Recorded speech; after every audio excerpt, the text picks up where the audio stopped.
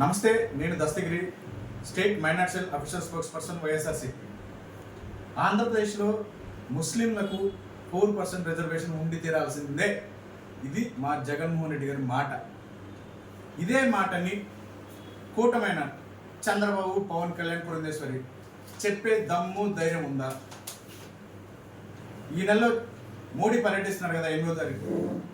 ఈ పర్యటనలో మోడీతో కానీ, మోడీ ముందు కానీ చంద్రబాబు, పవన్ కళ్యాణ్, పురంధేశ్వరి 4% రిజర్వేషన్ ఆంధ్రప్రదేశ్లో కొనసాగిస్తాము చెప్పే దమ్ము ధైర్యం చెప్పించే అవకాశం ఉందా? ఇప్పుడు ఏం చెప్తారు? జగన్మోహన్ రెడ్డి గారు 4% మీద చాలా స్పష్టంగా తన తండ్రి ఇచ్చినటువంటి ఆ రిజర్వేషన్ని కొనసాగిస్తామని చెప్పారు.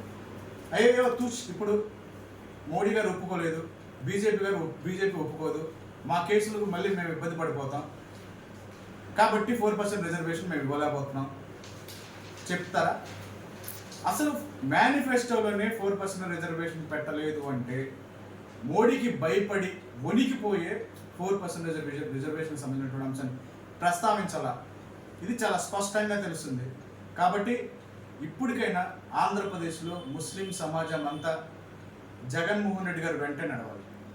ఎందుకంటే చాలా స్పష్టంగా చెప్పడం జరిగింది, జగన్మోహన్ రెడ్డి గారు ముస్లిమ్స్కి సంబంధించినటువంటి ఏ ఇబ్బంది వచ్చినా సరే ముస్లిమ్స్కి అండగా ఉంటానని జగన్మోహన్ రెడ్డి గారు చాలా స్పష్టంగా చెప్పడం జరిగింది.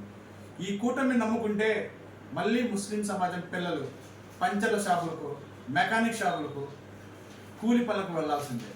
ఖచ్చితంగా 4% రిజర్వేషన్ బీజేపీ తప్పిస్తుంది. కాబట్టి ఇప్పటికైనా ముస్లిం సమాజం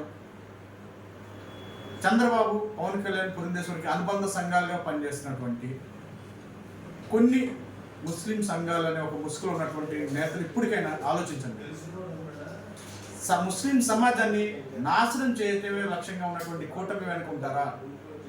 ముస్లిం సమాజాన్ని అభివృద్ధిగా, ముస్లిం పక్షపాతిగా ఉన్నటువంటి జగన్మోహన్ రెడ్డి గారు వెంట ఉంటారా అనేది నేతలు తెలుసుకోవాలి.